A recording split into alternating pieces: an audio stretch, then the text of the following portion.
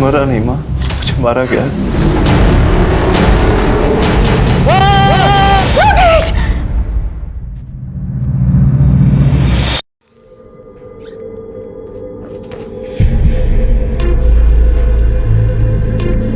करिश्मा! करिश्मा! करिश्मा!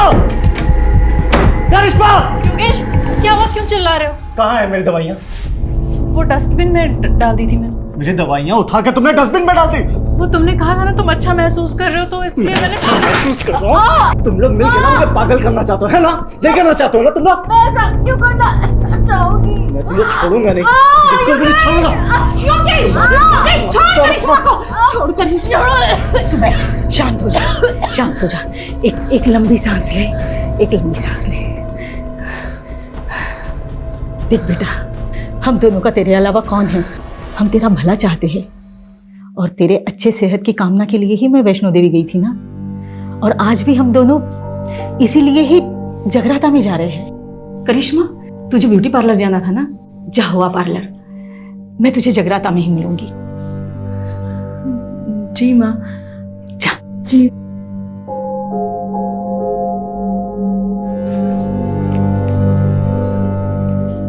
Take rest Yogesh. छुट्टी बिल्कुल, वो झूठी ही है, देख लूंगी मैं उसे, लेकिन तू शांत रहा कर। ये ले, तू आराम से बैठ के चाय और नाश्ता कर ले। मैं जगराता जा रही हूँ, तेरे लिए बिरयानी बना के रखी है, गरम करके खा लेना। हम दोनों सुबह तक आ जाएंगे, ठीक है बेटा? ये ले।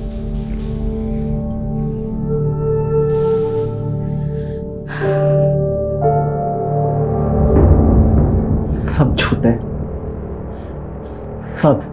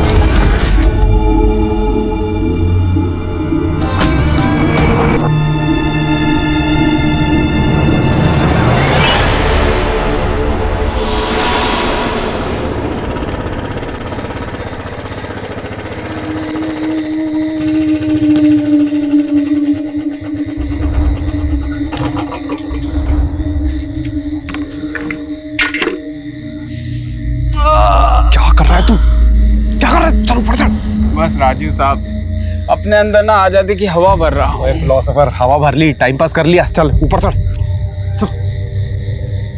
बंटी की पूरी गैंग को पकड़वाकर मैंने अपना वादा पूरा किया, अब आप अपना वादा पूरा करिए। तू टेंशन क्यों ले रहा है? विटनेस प्रोटेक्शन सेल में तेरा नाम डाल दिया है, तेरी सजा कम हो जाएगी, उन्हें बात कर ली है। तू चलना, टाइम वेस्ट क्यों कर रहा है? चल। शुक्रिया राजीव साहब। हाँ चल चल चल। उसका लाइट का ध्यान रखना, ठीक है? अपने सेल में जाना चुपचाप। ठीक है ठीक है। चल ऊपर चल।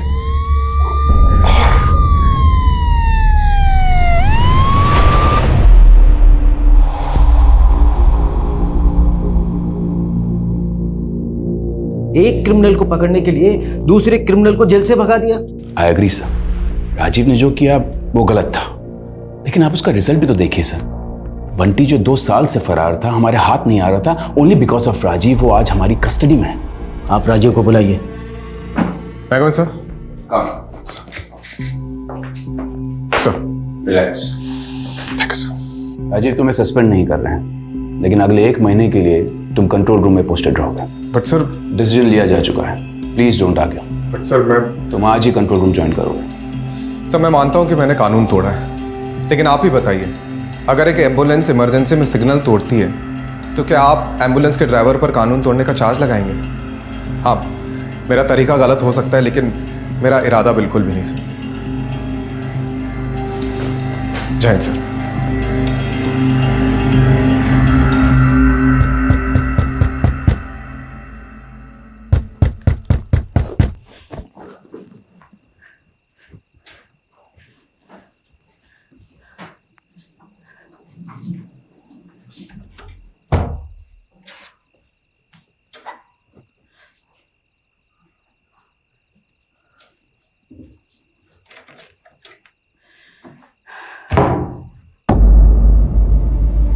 योगेश,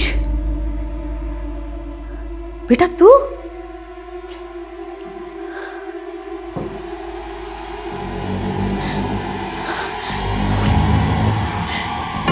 क्या है ये? मरा नहीं माँ, मुझे मारा गया। योगेश, योगेश, योगेश। माँ, फिर से बुरा सपना देखा?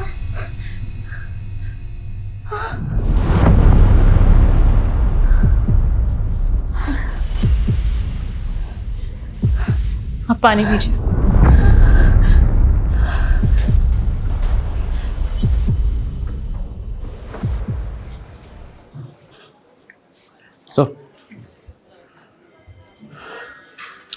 सॉरी सर, शिवा को पकड़ने का प्लान हम दोनों का था और सजा भी हम दोनों को ही मिलनी चाहिए थी। तू क्यों गिल्ट फील कर रहा है? तुझ पे थोड़ी सीनियर्स पे गुस्सा हूं मैं। ये पटक दिया कंट्रोल रूम में, उससे अच्छा सस्पेंड ही कर देते। सर, आपकी माताजी आई है। मेरा मतलब है आपकी मम्मी की सिफारिश लेकर कोई माताजी आई है। कौन है? मेरा नाम गीता गुप्ता है और ये है मेरी बहू करिश्मा। आपकी माँ जब भी यहाँ होती है तो वो और मैं एक ही माता की चौकी मंडली में जाते हैं। ओह, आई एम सॉरी बट 4 महीने पहले आपके ही बेटे योगेश की हार्ट अटैक से मौत हुई थी, राइट? मेरे बेटे की मौत हार्ट अटैक से नहीं हुई, उसे मारा गया था। एक सेकंड। आपकी बेटे के मौत के 4 महीने बाद आप ये कह रही है कि उसका मर्डर हुआ था। ये किस बेसिस पे कह सकती है आप? उसने मुझे खुद बताया है कि उसका मर्डर हुआ है। मरा नहीं माँ, मुझे मारा गया। उसने मुझे सपने में आके ये सब बताया। देखिए, मैं जानती हूँ आपको मम्मी की बात तो विश्वास नहीं होगा, पर जब से योगेश गए हैं तब से मम्मी को डरावने सपने आने लगे हैं। योगेश मुझे कुछ कहना चाहता है, वो अपनी मौत का इंसाफ चाहता है, इसीलिए हम दोनों यहाँ आए हैं। गीता जी, मैं आपसे क्या कहूँ? देखिए, मैं चाह कर भी आपकी मदद नहीं कर सकता क्योंकि आपके पास कोई केस ही नहीं है। देखिए, किसी भी डरावने सपने को बेस बना के हम इन्वेस्टिगेशन नहीं कर सकते। इसका मतलब तुम्हें मुझ पे विश्वास नहीं है? देखिए गीता जी, आई एम रियली सॉरी, मैं आपकी कोई मदद नहीं कर सकता। ठीक है बेटा, जैसे तुम्हारी मर्जी।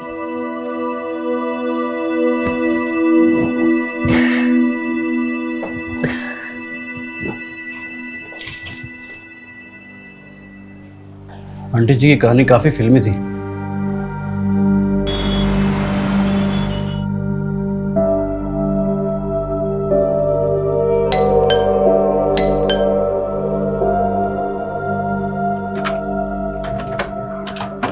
अरे आप लोग यहाँ इस वक्त? बेटा वो अंदर आइए। हाँ माँ जी बोलिए। योगेश के गुजरने से 2 दिन पहले उसका फुल बॉडी चेकअप हुआ था। अब देखिए, वो बिल्कुल तंदुरुस्त था, फिर ऐसे कैसे अचानक उसे हार्ट अटैक हो सकता है? देखिए माँ जी, आपको ही पता है कि आजकल 25-26 साल के लड़कों को भी हार्ट अटैक आ जाता है। वर्क प्रेशर है, स्ट्रेस की वजह से भी हो सकता है।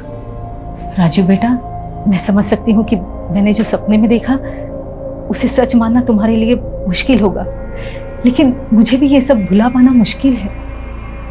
देखिए मम्मी जी, बस ये चाहती हैं कि एक बार योगेश का केस आप इन्वेस्टिगेट करें। हाँ, मैंने पहले भी इसीलिए FIR दर्ज कराई थी, लेकिन तब उस इंस्पेक्टर ने उस डॉक्टर से बात की जिसने योगेश को डेड डिक्लेयर किया था, और डॉक्टर ने इंस्पेक्टर से कहा था कि हार्ट अटैक से मौत हुई है, और इंस्पेक्टर ने वो केस बंद करा दिया बिना किसी इन्वेस्टिगेशन के।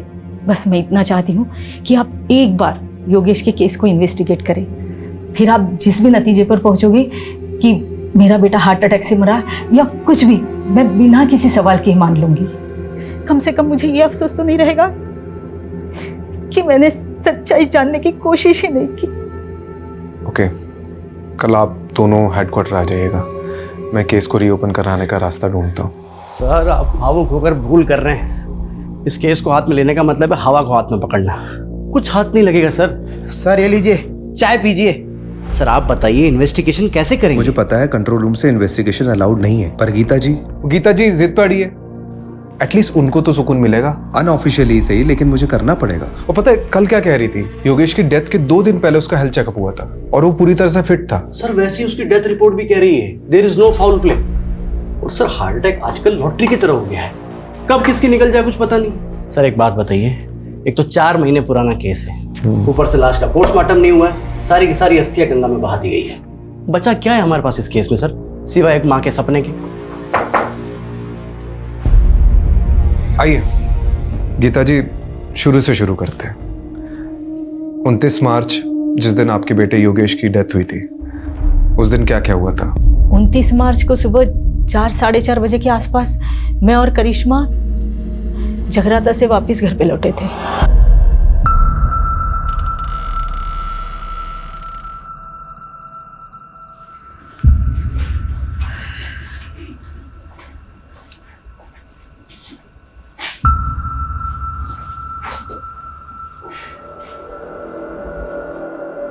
योगेश, योगेश, योगेश, योगेश, क्या हुआ बेटा? क्या हो गया?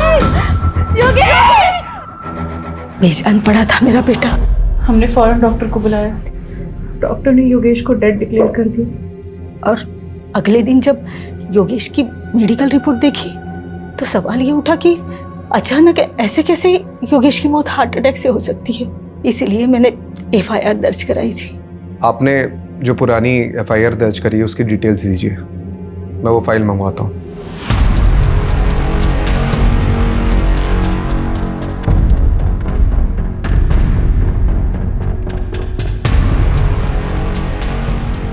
केस रीओपन हो रहा है, इसलिए योगेश के इंश्योरेंस क्लेम पास होने में थोड़ा वक्त लगेगा, लेकिन तुम्हें पैसों की चिंता करने की कोई जरूरत नहीं। मैं तुम्हें हर महीने। माँ प्लीज, मुझे पैसे की जरूरत नहीं है, आप खाना खाइए।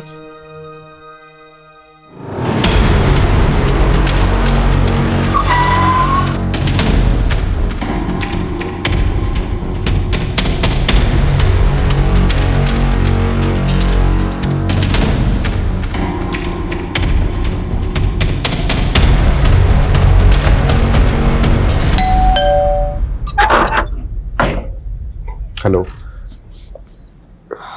योगेश का कमरा देख सकता हूँ अगर आपको कोई प्रॉब्लम ना हो तो?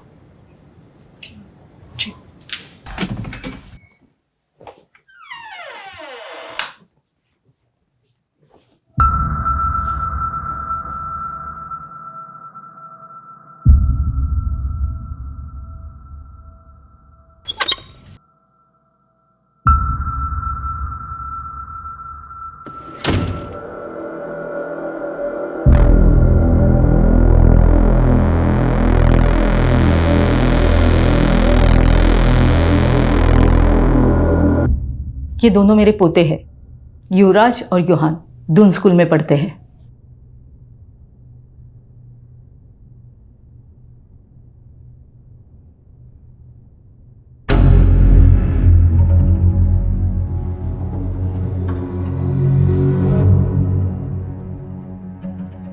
ये कौन है?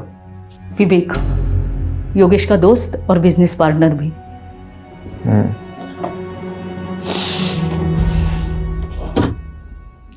ये लैपटॉप किसका है? योगेश का। करिश्मा जी, आपके पास योगेश की कोई फोटो होगी उस दिन की जिस दिन उसकी डेथ हुई? मेरे बेटे युहान ने अपने भाई के लिए लिया था। युवराज का बोर्ड एग्जाम था, इसलिए वो अपने पापा को आखिरी बार देखने नहीं आ पाया था। योहान से कांटेक्ट करके वो फोटो मुझे भेज दीजिए। और भी कोई वीडियोस या फोटोज लिए गए होंगे विधि के समय तो वो भी भेज दीजिएगा। मैं ये लैपटॉप और हार्ड डिस्क लेके जाता हूँ, कुछ इन्फॉर्मेशन मिल सकती है।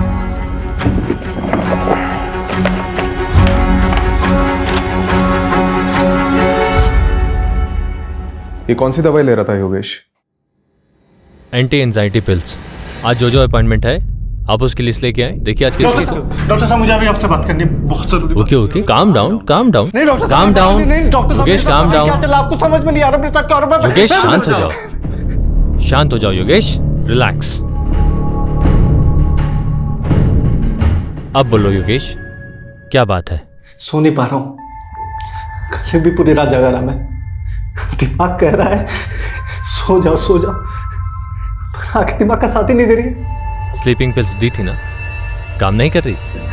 नहीं डॉक्टर, अगले महीने 28 तारीख को मेरी मीटिंग है दुबई में, करोड़ों की डील है और मेरा हाल देख रहे हैं आप। इस साल में गया तो मैं बर्बाद हो जाऊंगा, बहुत भारी नुकसान हो जाएगा डॉक्टर। मुझे हैवी डोज दीजिए डॉक्टर, मैं महंगे से महंगा इलाज कराने के लिए तैयार हूँ। योगेश का मन बहुत बेचैन रहता था।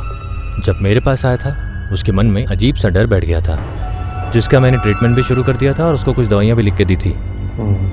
तो उसे कुछ फायदा हुआ था? बिल्कुल, 1 हफ्ते में तो बिल्कुल ठीक हो गया था।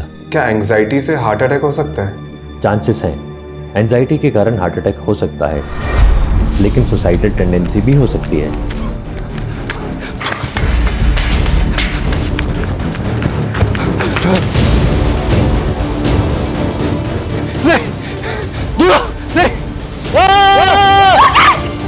योगेश!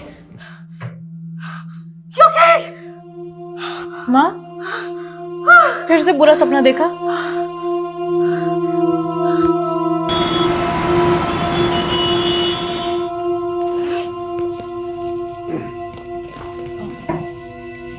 इस पेनड्राइव में योगेश की आखिरी फोटोज हैं और एक रिलेटिव ने फ्यूनरल की कुछ वीडियोस भी ली थी, वो भी हैं। Okay, thank you. वैसे उस रात जब आप दोनों जगराता के लिए चले गए थे तो योगेश से मिलने आया था कोई, या कुछ अजीब हुआ था उस रात? ऐसा कुछ नहीं। एक बात याद आ रही है, योगेश की सेक्रेटरी आयशा और विवेक ये दोनों फ्यूनरल पर नहीं आए थे, जबकि विवेक योगेश के बहुत क्लोज थे। रस्तोगी, आयशा और विवेक का नंबर ले लो। सर जब से कैमरा आया है मतलब लोग कुछ भी शूट करते हैं, बताओ फ्यूनरल की भी रिकॉर्डिंग करते हैं, अजीब है। सर इस केस से कुछ मिलेगा भी या नहीं? चांसेस तो बहुत कम है, लेकिन अभी भी 3 लोगों से पूछताछ बाकी है। एक विवेक, योगेश का बिजनेस पार्टनर, और दूसरी आयशा, उसकी सेक्रेटरी। तीसरा कौन है सर? योगेश के घर का वॉचमैन बबलू, क्योंकि गीता जी और करिश्मा के जाने के बाद क्या हुआ उसी को पता होगा। देखते हैं वॉचमैन ने कितनी वॉच रखी घर पे। ये कितने की झाड़ू है?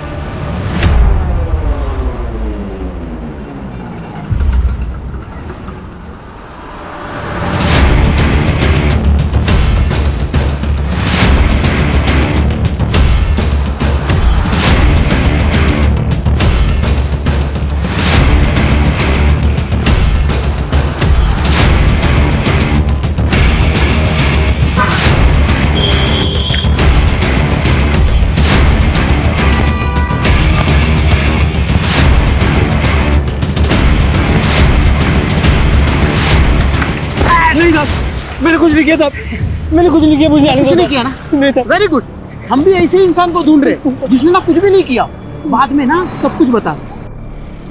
देख बबलू, डर मत, अब ठीक से याद करके बता कि 28 मार्च को योगेश के घर में कौन कौन आया था, कौन गया था और क्या क्या हुआ था। वो दिन बड़ा ही बेकार दिन था, एक के बाद एक तमाशे हो रहे थे योगेश साहब के घर पे।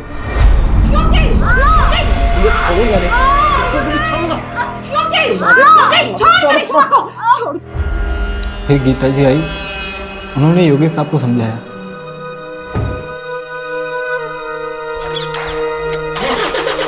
उसके बाद करिश्मा मैम चली गई। ये करिश्मा मैम घर से कितने बजे निकली थी? लगभग 5:30 बजा होगा साहब, क्योंकि मैं वही टाइम पे चाय पीता हूँ। और उसके बाद क्या हुआ था? फिर 7, 7:30 बजे मैंने एक और झगड़े की आवाज़ सुनी। क्या है ये योगेश? तूने अपनी माँ को इतना बड़ा धोखा दिया, मेरे नकली साइन करके अपनी पुश्तैनी जमीन बिकवा दी। क्यों इतना ओवर रिएक्ट कर रही हो माँ? तुम क्या करती हो जमीन का? मुझे बिजनेस में जरूरत थी पैसों की तो मैंने उठा के बेच दिया, और वैसे भी तुम्हारे मरने के बाद तो वो जमीन मेरी होने वाली थी ना, तो क्या गलत किया? अरे तो मुझे बता दिया होता, मेरी नकली साइन क्यों की?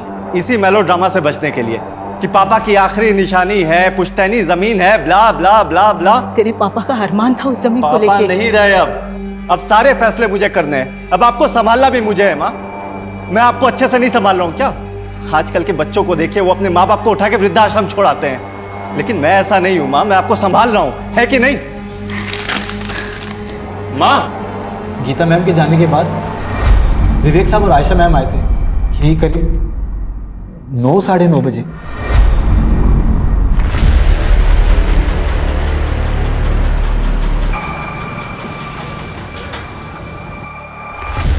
विवेक सर और आयशा मैडम जी जब आए तब घर के अंदर जाने से पहले दोनों काफी देर तक कार में कुछ बातें कर रहे थे।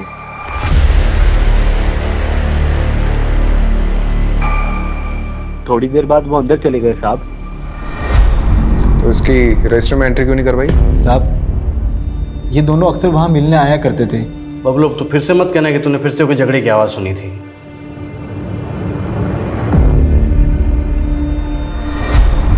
योगेश बहुत हो गया तेरा।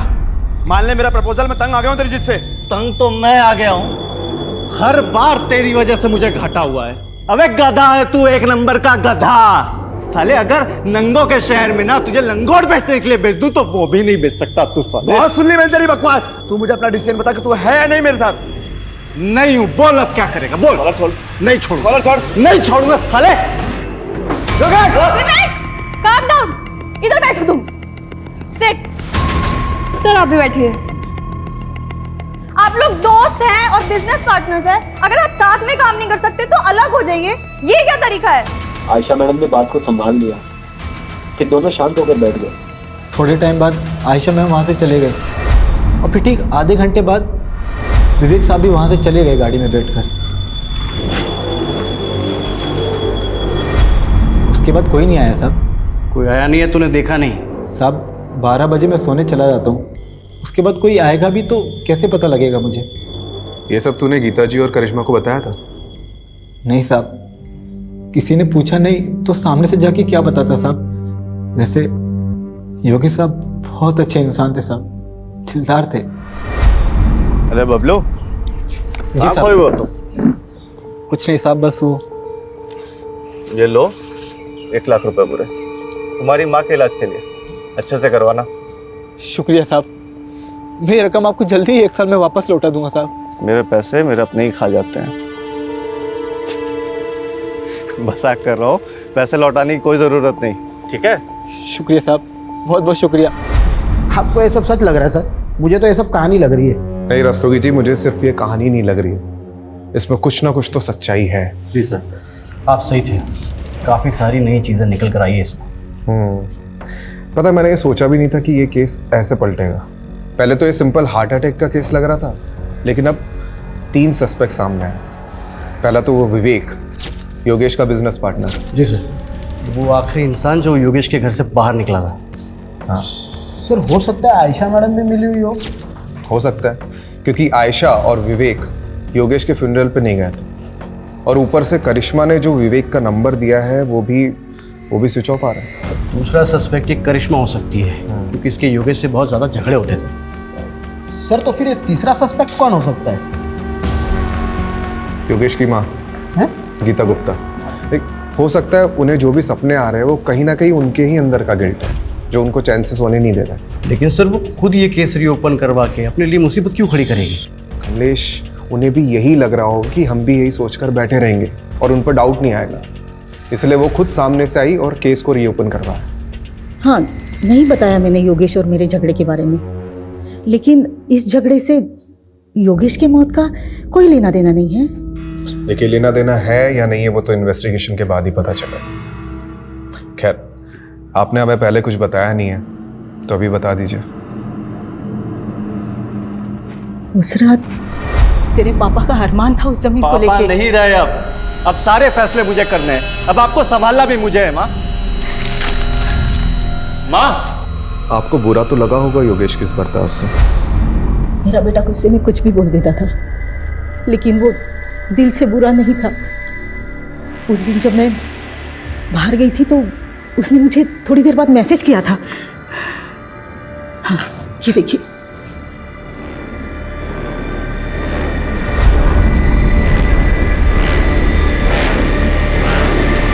जी सर, हमारा झगड़ा हुआ था।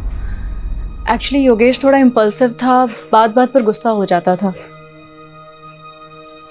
तो आप इस रिश्ते में सिर्फ अपने बच्चों की वजह से थी? सर माना कि उनमें कमियां थी, वो कुछ भी बोल देते थे, पर वो दिल के बुरे नहीं थे सर। तो उस रात आपको भी सॉरी मैसेज आया होगा? जी कुछ नहीं, आगे क्या हुआ? सर, उसके बाद मैं पार्लर गई और 8 बजे के आसपास मैं मम्मी जी से जगराते में मिली। हाँ, जगराता में करिश्मा पूरा वक्त मेरे साथ में ही थी। मुझे समझ नहीं आ रहा मुझे यहाँ क्यों बिठा के रखा है। आयशा जी, राजीव सर के पास टाइम कम है और डंडे ज़्यादा। ये देख रही हैं आप श्वेता जी को? इनको डंडा देकर आपके पीछे लगा देंगे। देखिए, आपके बॉस योगेश का पार्टनर विवेक फरार है। अब उसको तो हम पकड़ लेंगे। आप बस सिर्फ इतना बता दीजिए कि 28 मार्च को जब आप योगेश के घर पर गई थी तो योगेश और विवेक के बीच में झगड़ा हो रहा था, वो किस बात को लेकर हो रहा था? कमलेश, जी सर। कुछ बोला इसने? हाँ सर, बोलने वाली है ना। सर, विवेक और योगेश सर ने मिलकर एक प्रॉपर्टी खरीदी थी जीवन नगर में। विवेक चाहता था कि वहाँ की झोपड़ियों को तुड़वाकर जल्दी से जल्दी काम शुरू किया जाए और वहाँ पर कब्जा कर लिया जाए, लेकिन योगेश सर चाहते थे कि ये सब लीगली हो।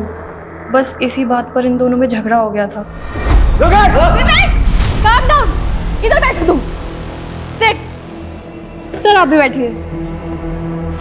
आप लोग दोस्त हैं और बिजनेस पार्टनर्स हैं। अगर आप साथ में काम नहीं कर सकते तो अलग हो जाइए। ये क्या तरीका है? आयशा जी, आपको क्या लगता है ये विवेक ने वाकई में योगेश का मर्डर किया होगा? सर, मुझे नहीं पता। उस दिन मेरी माँ बीमार थी और वो हॉस्पिटल में एडमिट थी और मुझे उस दिन जल्दी निकलना पड़ा था। लेकिन हाँ, जिस दिन हम योगेश सर के घर जा रहे थे तब विवेक बहुत गुस्से में था। इसके सर पे ना सच्चाई का भूत सवार है। एक जमीन के लिए इतना वेट नहीं कर सकता मैं। देखो विवेक, तुम्हें योगेश सर से थोड़े ठंडे दिमाग से बात करनी चाहिए। क्या ठंडे दिमाग से बात करूं मैं? अच्छा, एक बात बताइए, कहीं आपने तो छुपा के नहीं रखा है विवेक को? नहीं सर, ये आप क्या कह रहे हैं? देखिए आयशा जी, अगर आप हमारी मदद नहीं करेंगी तो हम भी आपकी मदद नहीं कर पाएंगे। जो भी जानती है वो सीधा सीधा बता दो, वरना ये।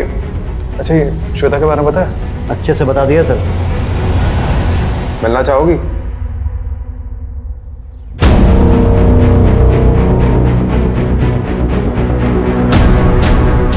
सर, आयशा ने जो लोकेशन बताई थी उस पर हम नजर रखे हुए हैं।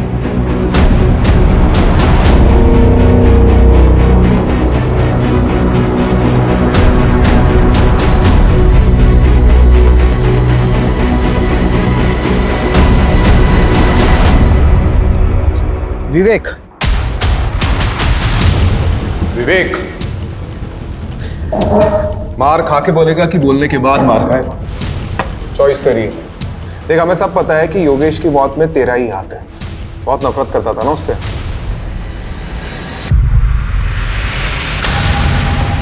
कितने? 12 लाख रुपए। और ब्याज कर मिलाकर कितने देने तेरे को? 15 लाख रुपए चोपड़ा को। चले, एक बार मार्केट से पैसा उठाने से पहले मुझसे पूछ तो लिया होता। इस साले ने अपनी गाड़ी तक बेच दी। अब तुम शांत। चुप, कोई नहीं बीच में बोलेगा। योगेश, माँ आप भी चुप, एकदम चुप माँ।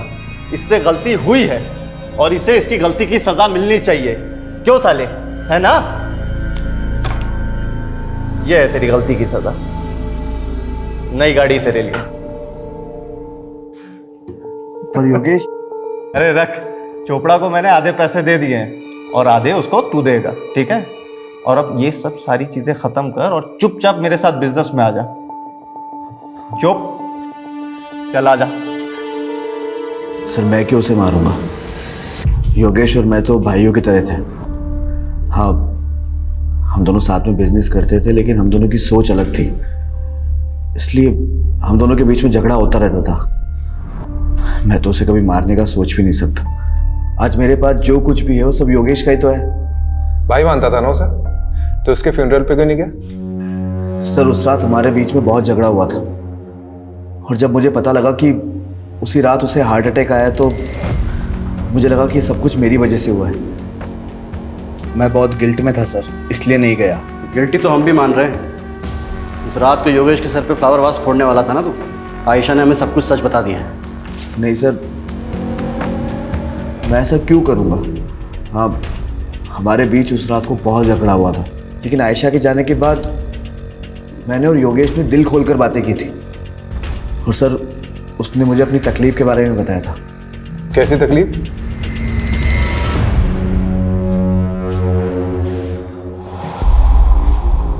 सब गलत हो रहा है यार। खुद पर काबू ही नहीं रहता। रोज झगड़ा होता है करिश्मा से। आज भी मैंने उसको बहुत भला बुरा बोला, बहुत झगड़े हुए, लड़ाई हुई, माँ को भी नहीं छोड़ाया।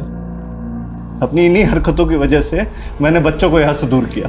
लेकिन यार तू तो बता रहा था कि डॉक्टर अग्रवाल की दवाइयाँ तेरे पर काफ़ी असर कर रही है। जिस दिन लेता हूँ तब तक असर करती है, और जिस दिन नहीं लिया तो तू टेंशन मत ले। मैं ना एक साइकेट्रिस्ट को जानता हूँ। मैं बात करता हूँ ना तेरे लिए। तू रिलैक्स कर।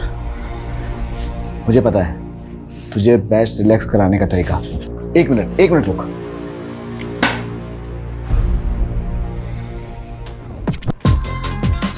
तेरा फेवरेट गाना, तेरी फेवरेट ड्रिंक के साथ में इससे बेस्ट रिलैक्सेशन कोई चीज़ हो ही नहीं सकती। सर जब मैं वहाँ से निकला तो योगेश बहुत अच्छे मूड में था, और उसका मेरे जाने के बाद में मुझे टेक्स्ट भी आया। तेरे जैसा यार कहाँ ऐसा यार आना। सर अगर मुझे पता होता कि ये सब कुछ होने वाला है तो मैं वहाँ से जाता क्यों। ठीक है, तुम जा सकते हो, लेकिन हाँ शहर छोड़ के जाने की सोचना भी नहीं। ठीक है सर।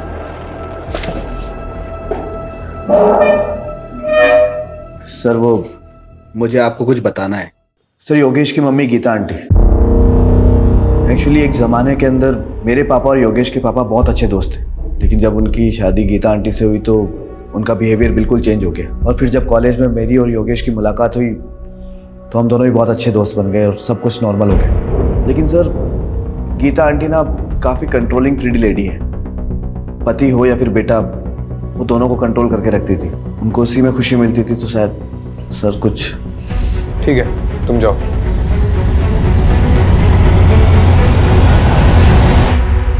सर वो हार्ड डिस्क ओपन हो गया है। कुछ मिला? सर अभी तो देखना शुरू किया है, बहुत सारे वीडियो है। हेलो, हाँ ठीक। सर कोई बाबा का एड्रेस मिला है जिससे योगेश कोई शक्तिवर्धक दवाई लेता था। शक्तिवर्धक दवा? और ये बाबा कौन है? ये बालक योगेश हमारी औषधियां ग्रहण करता था साहब। कैसी औषधि? बहुत दुर्लभ औषधि हैं और बहुत कीमती भी। ऐसी क्या खास बात है इस औषधि में? ये औषधि मानव को महामानव बनाती है साहब। खाते ही व्यक्ति के शरीर में ऊर्जा का संचार होने लगता है। ऐसे मान लो कि जैसे 10-10 हाथियों की शक्ति उसके अंदर आ गई हो। बहुत अद्भुत औषधि है साहब, बहुत अद्भुत। अरे यार कितनी वीडियो है रे बाबा। योगेश के लैपटॉप से कुछ मिला? अरे सर देखते देखते मेरी आंखें बटन हो गई। अभी भी कम से कम 20 वीडियो है। जितने भी वीडियो देखे ना सबके सब वेकेशन और प्रेजेंटेशन के थे। फिर भी सर ट्राई करता हूँ।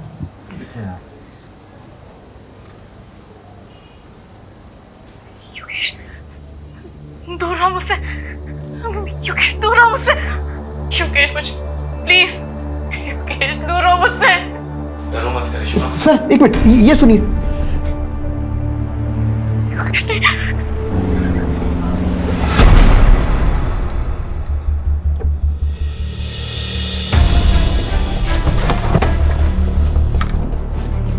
कहा ना मैंने, हर हस्बैंड वाइफ की तरह मेरे और योगेश के बीच में भी प्रॉब्लम्स थी, एंड इट्स नॉर्मल।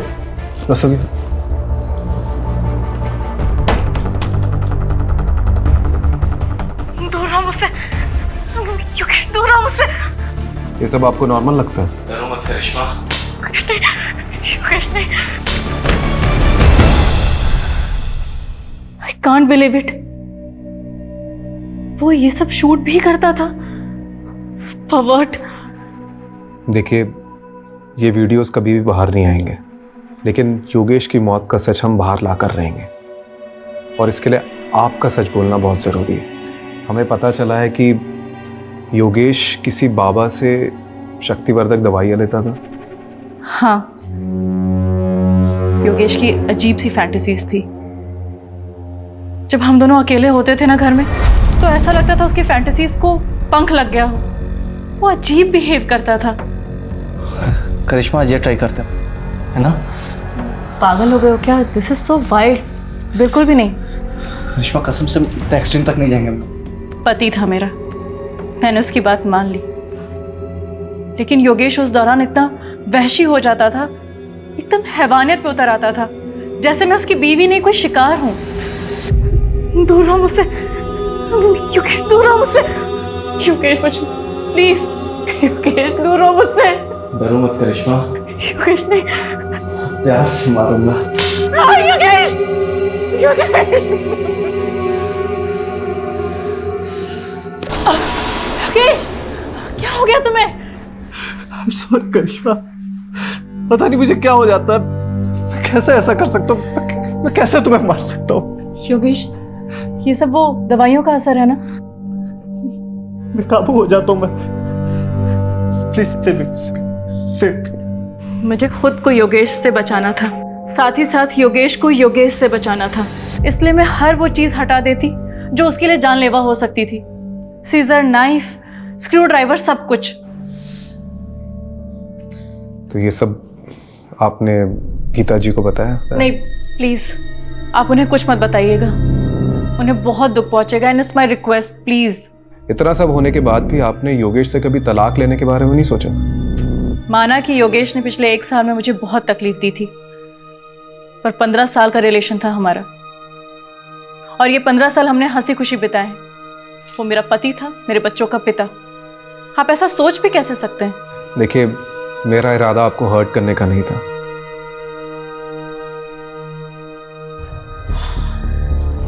मुझे ये योगेश का कैरेक्टर समझ में नहीं आ रहा।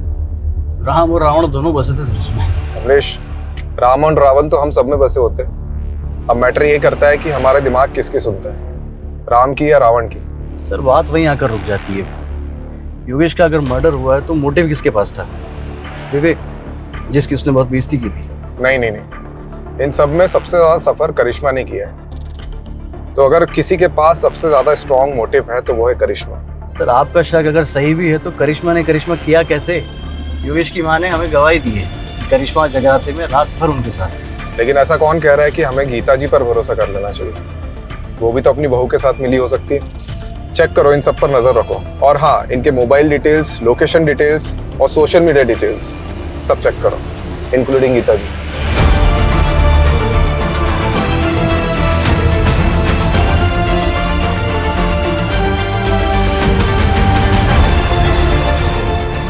एटर्नल लव 50-50 क्या नाम है? अरे सर, सारे सस्पेक्ट की सभी सोशल मीडिया अकाउंट पे स्कैनिंग की, उसमें से एक ऑनलाइन स्टॉकर हाथ लगा है। एटर्नल लव 50-50 पिछले कई साल से एक करिश्मा को सोशल मीडिया पे स्टॉक कर रहा है। 2 साल पहले भी इसने करिश्मा को कुछ मैसेजेस किए थे। सर जब ये करिश्मा कॉलेज में थी ना तो मिस दिल्ली रह चुकी थी। तू क्या इतने सालों बाद ये फिर से आ गया? कुछ भी? अरे सर ऐसा ही है, ये स्टॉकर ने कितनी बार करिश्मा को प्रपोज भी किया था, पर कुछ टाइम बाद करिश्मा के डांटने पर इसने मैसेजेस करना बंद कर दिया। इसका प्रोफाइल तो देखो, है कौन ये? इसका प्रोफाइल तो देखो, है कौन ये? लगता है ये H&F जिम का मेंबर है। रस्तोगी, ये जिम के मेंबर्स की लिस्ट निकालो। कितने लोग हैं? 5000 के आसपास लोग हैं। मेरे गांव से भी ज्यादा लोग तो तुम्हारी जिम में हैं।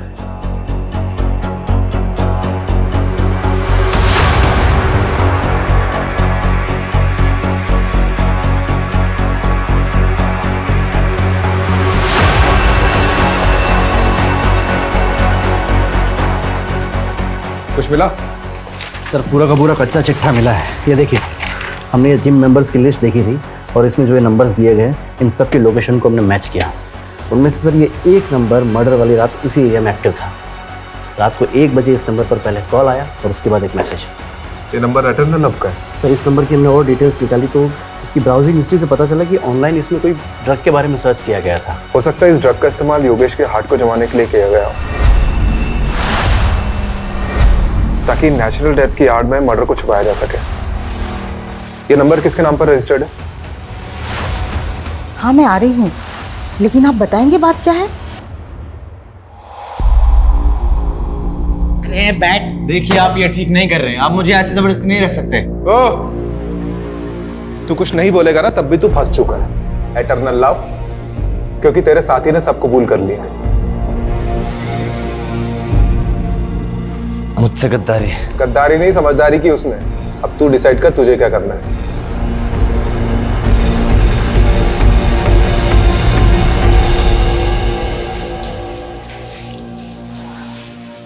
जी मैं जा सकती हूँ। अरे रुकिए, पहले ये वीडियो देख लीजिए।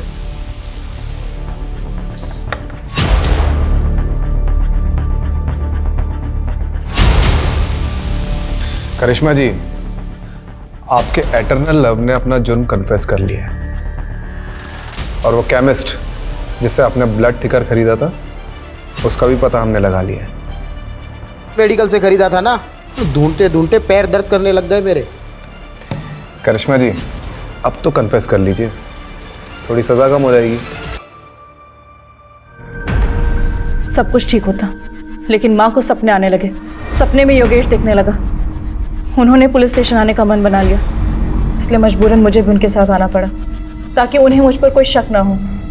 करिश्मा, अगर तुमने सब कन्फेस नहीं किया होता ना तो हम लोग बच जाते। कोई सबूत नहीं था इन लोगों के पास। आकाश, तुमने पहले कन्फेस किया, इसलिए मेरे पास कोई रास्ता नहीं बचा। झूठ मत बोलो, देखा था मैंने तुम्हें इस लेडी कांस्टेबल को अपना कन्फेशन लिखाते हुए। बेवकूफ, मैं बस उसे इन्फॉर्मेशन दे रही थी। अरे लवबर्ड्स, झगड़े क्यों कर रहे हो? हाँ, तुम दोनों की थोड़ी गलती है, वो तो हमने प्लान किया था तुमसे सच उगलवाने के लिए। करिश्मा जी ने एक दूसरा नंबर भी ले रखा था जिसके बारे में हमें नहीं बताया, और उस नंबर की लोकेशन रात को 1 बजे योगेश के घर की थी। उस नंबर से हमें और भी इंफॉर्मेशन मिली है, लेकिन ये भी जरूरी था कि तुम दोनों अपने मुंह से उगलो।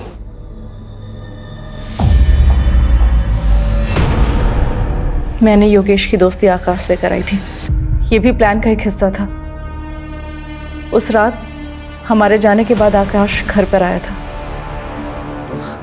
आकाश तू? योगेश, अरे वो दरवाजा खुला देखा तो मैं अंदर आ गया। ये देख स्कॉच लाया हूँ, महफिल जमाते हैं। जा किचन से ग्लास लेके चल। मैं लाया।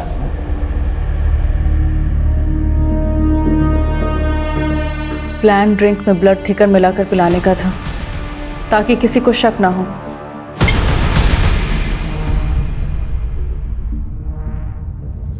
लेकिन योगेश को शक हो गया। तुमने इसमें कुछ मिलाया है क्या? नहीं तो सब ठीक तो है। तुम लोग कौन हो बे? बबला! मैं जगराता में थी, लेकिन बेसब्री से आकाश के कॉल का इंतजार कर रही थी।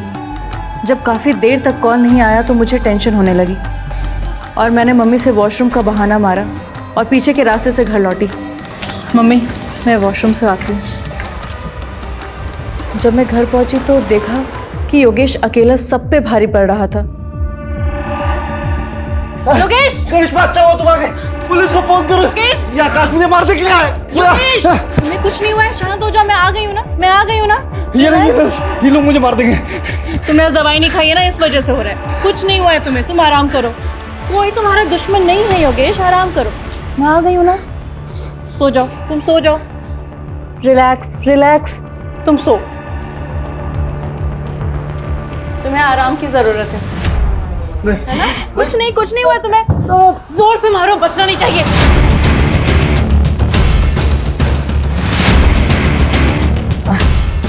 आकाश,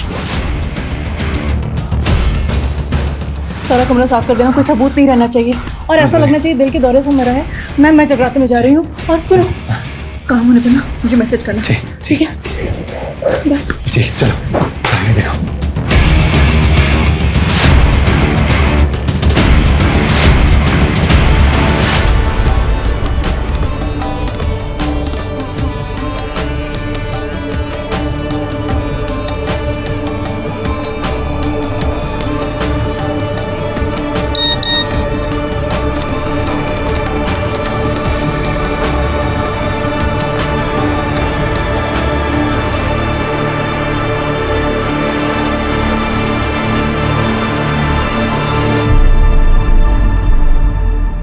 आकाश के साथ दोनों लोग कौन थे? शैलेंद्र और रामानाथ मामूली से चोर थे। आकाश ने उन्हें पैसे दिए थे इस काम के लिए। लेकिन एक बात समझ में नहीं आ रही है, तुम लोग अंदर कैसे घुसे? वो वॉचमैन बबलू, उसको पैसे दिए थे और बोला था चुपचाप जाके अंदर सो जा।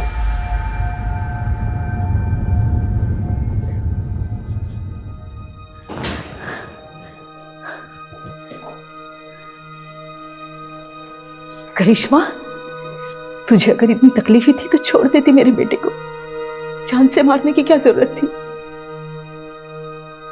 कमलेश, रस्तोगी, चलो।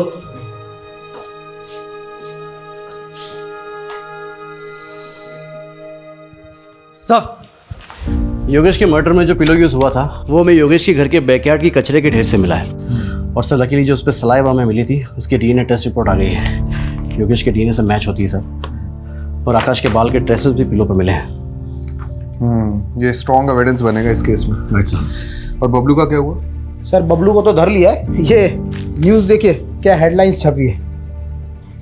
4 महीने बाद खुला मौत का राज, पत्नी ही निकली कातिल। क्या केस था ये? कोई मानेगा भी नहीं कि एक सपने ने सच्चाई सामने ला दी। अगर माँ ने गीता जी को हमारे पास नहीं भेजा होता तो ना ही ये केस खुलता और ना ही हमें कातिल का पता चलता। इस केस से एक बात तो पता चल गई है कि माँ की बात मान लेनी चाहिए।